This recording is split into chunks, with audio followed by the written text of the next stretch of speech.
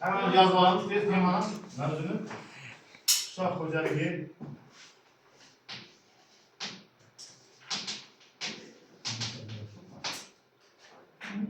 vakillari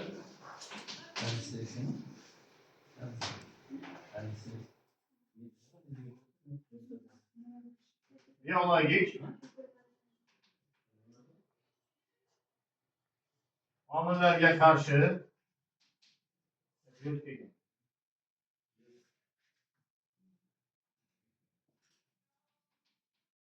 omillarga qarshi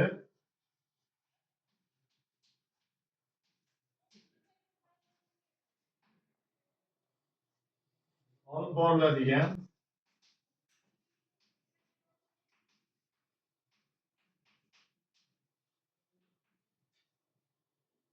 kurash choralarining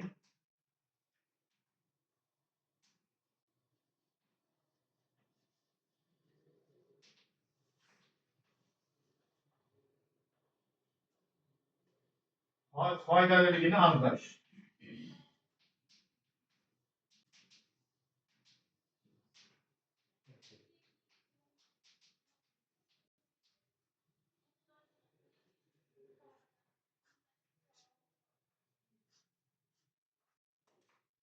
Yo'llar.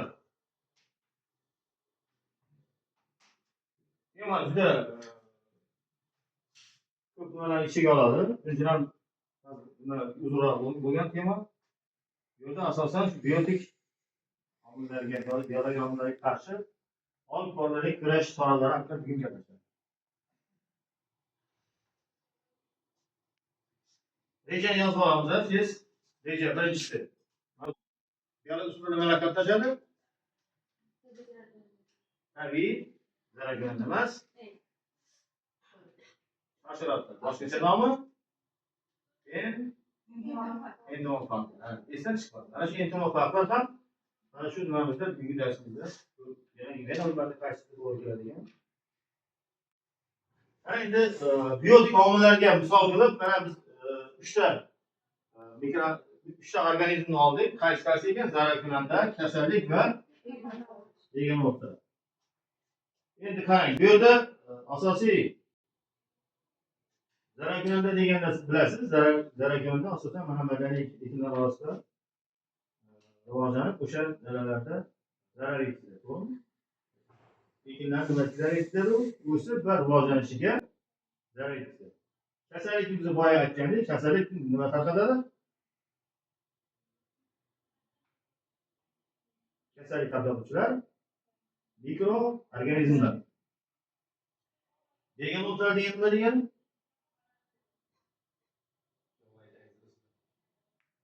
Madaniy ekinlar orasida o'sib, ularning o'sish va rivojlanishiga ta'sir qiladi.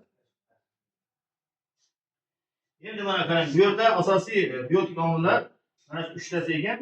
Biz har doim shu zararkunanda, kasallik deganlarga qarshi kurash olib borishimiz kerak.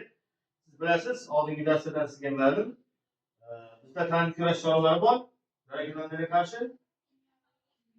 Birinchisi, boshdan boshlaymiz, agrotexnik.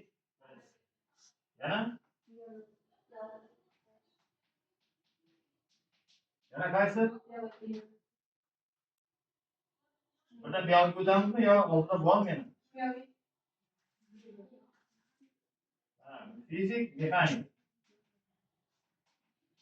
Hozir bir qo'shib olamiz. Nima uchun ekanini olib tushuntiramiz.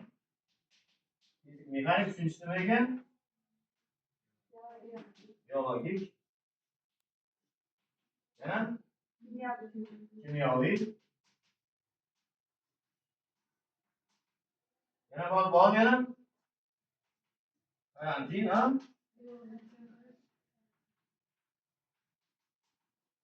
Oltinchisi nima?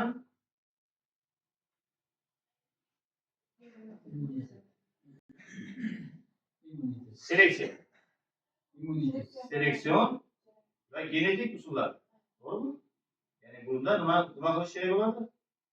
Ekinlarni genlarini o'zgartirib, ularga nima qilish kerak? Chidamliligi oshirish. Demak, bu yerda seleksionni yozib qo'yaman. Seleksion genetik. Mana shu oltita. Undan boshqa yana bormi? Mana masalan tashkil. Mana shu kurash choralari ham bu yerda o'zi qatnashadi. Faqat bularning ichidan olinadi. Birlashgan kurash chorasida qaysi choralar olinadi? Agrotexnik, biologik hamda kimyoviy. Mana shu 3 ta usulni ketma-ket biz joylashtirsak, o'sha nima bo'ladi? Uyg'unlashgan kurash chorasi kelib chiqadi. Ya'ni bir-birisi o'rnini to'ldirib borish kerak. Shuning uchun ham aytmoqchi bo'lganim o'sha zararkunandalarga qarshi mana shu usullar qo'llaniladi. Agrotexnik kurashlarga nimalar kiradi? Mana bu yerda yozib qo'yibman. Qanday usullar bor ekan? Birinchisi almashtirib ishtiradi. Ikkinchisi qator olga ishlab berish. Hamda sug'orish. Qarang, bu usulni bitiga qarshi, mana shu bitlarga qarshi biz qanday kurash olib borishimiz kerak ekan? Birinchi navbatda agrotexnik kurash olib borish. Endi bu shiralar uchun, endi boshqa zararkunandalar uchun ham agrotexnik kurashlar bor. Masalan, mana yerni shu yor qilish, ag'darish, to'g'rimi? Yerlarga ishlov berish. Ishlov berishga nima kerak? Kultivatsiya, molar, borini chizib. Mana bu o'sha tirkama organlar yordamida ham o'sha begonaga qarshi, kasalliklarga qarshi, zararlarga qarshi olib borish mumkin ekan. Kurash usullarini olib borish mumkin. Endi birinchi navbatda mana shu agrotexnik kurash sohasini biz ko'rgan paytimizda bizga bitta savol qo'yiladi. Seleksionerlar juda yaxshi bilishimiz kerak. Tuproq tanlanishi kerak. Yoki boshqacha aytganimizda, ekiladigan ekinni tuproqqa mosa borish. To'g'ri aytmadim? Masalan, kartoshkani qattiq sovuq yerda ekib bo'lmaydi. Bunga mexanik tarkibi yengil, o'rtacha mexanik tarkibli tuproqlar tanlanishi. G'o'za, qumli tuproqda ekib bo'lmaydi. G'o'zaga o'rtacha, og'ir tuproqli mexanik tarkibli tuproqlar tanlanishi. Nima uchun? Seleksionerlar ya'ni og'ir tuproqlarda chirinti ko'p bo'ladi. Unumdorlik yuqori bo'ladi, to'g'rimi? Qumga qarang, qumli tuproq. Siz bilasiz, yengil tuproqlarga qumli tuproqlar, qum tarkibida ko'p shag'al qum qatnashgan. Og'ir soz tuproqlarda esa chirinti ko'proq uchraydigan tuproqlar. Ya'ni mana qarang, yengil tuproqlar, men tushunmadingiz o'xshaydi. Men hozir qaytadan boshqacha nom bilan tushuntiraman sizga.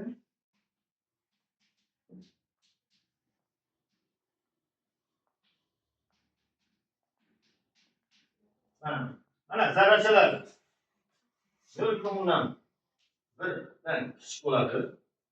Mana bu yerdan 0,1 bo'ladi. Misol uchun mana keyin 0,1 dan katta bo'ladi.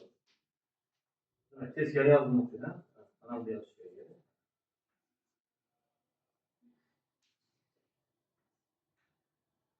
Mana yengil tuproqlarda zarrachalar eri bo'ladi. Toshdan paydo bo'lgan qumlar. Suv solsang sho'rlab to'kilib ketadi. To'g'rimi? Bu yerda paxta ekib bo'lmaydi. Lekin o'g'iltasak, unda tuganak yoki izmerik ekish mumkin bo'ladi. Faqat buni o'g'iltash mumkin. Maqsad shu. O'rtachada bilasiz, bu o'rtacha xohlagan ekish. Og'ir tuproqlar. Faqat mana shu ildizi chuqur ketadigan, ildiz tizimi juda rivojlangan o'simliklar tanlanish. Chunki og'ir tuproqlarda o'sish bo'ladi, qiyinlashadi. Havo kelib chiqish qiyinlashadi. Lekin unumdorlik yaxshi. Shunga qarab ekinlar tanlash kerak. Mana shuning uchun ham biz agrotexnik kurash sohasida birinchi navbatda dalani tanlashimiz.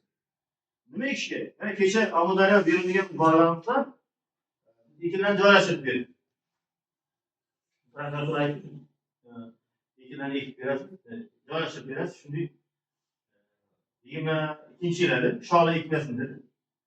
Shola ekib bergan maydonlarga dedi. Umuman ekiladigan maydonlarga faqat paxta, yem-xashak o'simliklari, sabzavot, xolis ekilib joylashtirib berasiz. Ular har doim shola ekib bergan ekan. 50% yer shola. Shuning uchun biz aytibki, mana suvning bo'ylariga g'o'za dedik. Suvdan chetroq bo'lsa yem-xashak, undan keyin xolis ekiladi. berdik. Oying oxirida polizinglar. Nima uchun polizinglarni berdik? Suv kam boradigan yerlarga. Suv oyoqda masalan boshi bor suvni oyog'i bor. Chunki suv polizinglarga shart emas. Polizinglar bir marta, ikki marta suv ichadi. Shuning uchun ham bularga munosib bo'lib turgan mana agrotexnik talablarni birisi shu.